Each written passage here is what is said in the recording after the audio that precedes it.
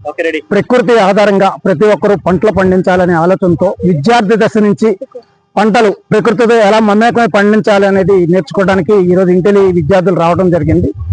ఏదైతే మనం ప్రకృతి ఆధారంగా పంటలు పండిస్తున్నామో దానివల్ల చాలా పశుపక్షాదులు బతుకుతాయి. ఈరోజు మనం ఈ పొలానికి రాగానే మనం చూడగానే కత్తెరపెట్లు కనిపించాయి, కొంగలు కనిపించాయి, బీఈటర్స్ కనిపించాయి, ఇలా కొన్ని రకాల పక్షులు కనిపిస్తున్నాయంటే ఇంకా ఈ పొలం రసాయనాల కాలుష్యంతో పూర్తిగా నాశనం అవ్వలేదు అని అర్థమవుతుంది. ఏదైతే కెమికల్ ఫెర్టిలైజర్స్, కెమికల్ పెస్టిసైడ్స్, ప్రధానంగా ఈ గడ్డి మందులు వాడుతున్నారో దానివల్ల బంగారు పిచ్చుకలు అంతరించిపోతున్నాయి, కత్తెరపెట్లు అంతరించిపోతున్నాయి, తాబేళ్లు, కప్పలు, పీతలు, ఇలా అనేక రకాల జాతులు అంతరించిపోతాయి. ఆ జాతులన్నీ అంతరించిపోతున్నాయి అంటే భవిష్యత్తులో మనిషి అంతరించిపోయే రోజులు వస్తున్నాయని అర్థమవుతుంది. కాబట్టి మనుషులు మనం బతకాలి అంటే ముందు రసాయనాల కాలుష్యం లేని ఆహారం కావాలి. మనకి రసాయనాల కాలుష్యం లేకుండా పంటలు పండించాలి. దీంతో ప్రతి ఒక్కరు సహకరిస్తారని కోరుతున్నాం.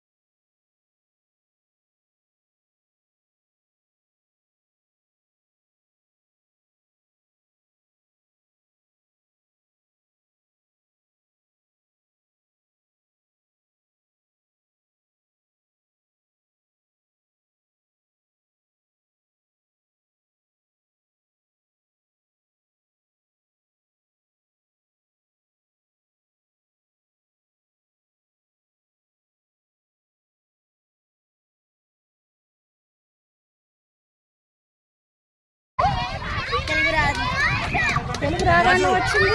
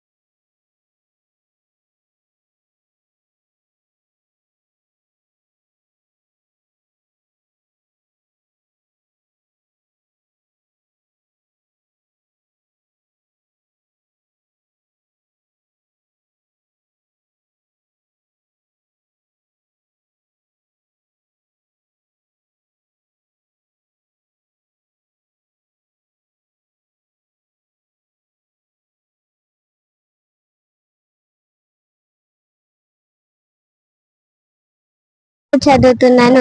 ఇవాళ నేను ఈ పొలంకి ఫీల్డ్ ట్రిప్ కోసం వచ్చాను. ఇక్కడైతే చాలా పువ్వులు ఇంకా పక్షులు ఉన్నాయి. మేము ఇంకా మొక్కలు కూడా నాటాము. ఇక్కడ ఒక వ్యవసాయం నేర్పితే పిల్లలకి, కాలేజీ పిల్లలకి, స్కూల్లో చదువుకునే పిల్లలకి ఇప్పటి నుంచే వ్యవసాయం నేర్పితే వ్యవసాయం చేయడం అన్నది వాళ్ళకి అవగాహన వస్తుంది. ఇప్పటి నుంచి నేర్పకపోతే తర్వాత తిండి గింజలకు కూడా ఇబ్బంది పడవలసి అవసరం అవుతుంది, రోజులు వస్తాయి. అది రాశిత, నేను 5వ తరగతి. ఈరోజు మేము ఫీల్డ్ ట్రిప్ వచ్చాం. ఈరోజు మేము మొక్కలు నాటకొచ్చాం. మొక్కలు నాటడం చాలా బాగుంటాయి, కూడా ఉన్నాయి.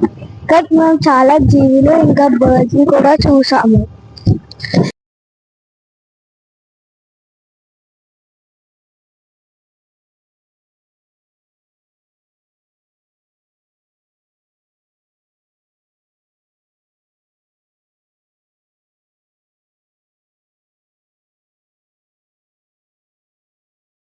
ట్రాక్టర్స్ అలా వస్తున్నాయి. మేము అక్కడ కిందకి వెళ్ళి ప్లాన్ చేసాం ప్లాంట్స్ ని. వాటిలో ప్లాన్ చేసాము, వీడియోస్ కూడా తీసుకున్నాం. సో ఇక్కడ చాలా అనిమల్స్ ఉన్నాయి అండ్ ఫ్లవర్స్ చాలా ఉన్నాయి. మేము ప్లాన్ చేసాం ప్లాంట్స్. పేరు గీతాంశిక, నేను 5వ తరగతి చదువుతున్నాను. నేను పొలానికి వచ్చి నాటాను. ఇక్కడ బోల్డ్ టీచర్స్ తో మేము ఆడాము.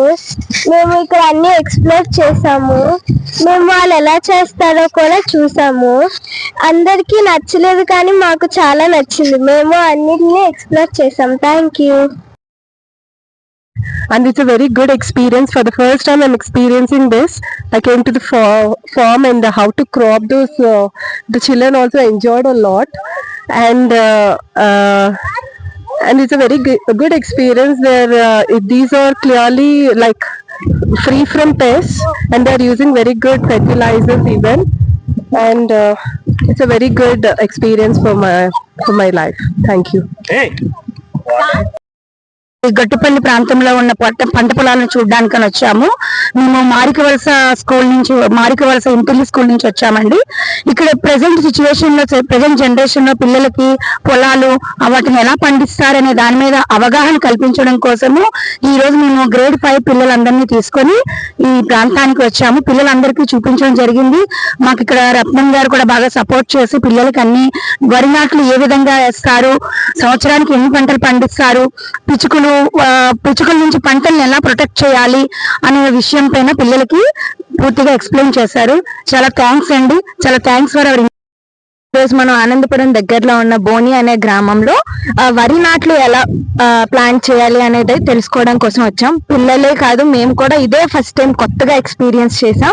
అంటే ఆర్గానిక్ కల్చరింగ్ అంటే ఏంటి, ఆర్గానిక్ బేస్డ్ ప్లాంటింగ్ అంటే ఏంటి, అలాగే ఎటువంటి కెమికల్స్ కానీ, పెస్టిసైడ్స్ కానీ, ఫర్టిలైజర్స్ కానీ యూజ్ చేయకుండా వరి నాట్లు నాటడం, పండించడం, అలాగే ఇక్కడ నుంచి చాలా ఊర్ల వరకు ఇదే పంపిణీ చేయడం జరుగుతుంది. ఇలా వీళ్ళు ఎటువంటి ఫర్టిలైజర్స్ కానీ, పెస్టిసైడ్స్ కానీ, కెమికల్ బేస్డ్ ప్రొడక్ట్స్ యూజ్ చేయకుండా వాడటం వల్ల ఇక్కడికి చాలా పక్షులు అనేవి వలస వస్తున్నాయి. అంటే మనకి తెలుసు ఈ కెమికల్ వాడితే ఏమవుతుంది, చాలా మంది ఎఫెక్ట్ అయిన వాళ్ళు కూడా ఇందులో ఉన్నారు. అలా ఎటువంటి కెమికల్ బేస్డ్ లేకుండా ప్రకృతి సిద్ధంగా వాడుతుండడం వల్ల చాలా వరకు ఇక్కడ మొక్కలు, మనుషులు, అవి తినడానికి వచ్చే పక్షులు ఆరోగ్యంగా ఉన్నాయి. ఇక్కడ ప్రకృతి కూడా చాలా ఆహ్లాదంగా, ఆనందంగా ఉంది.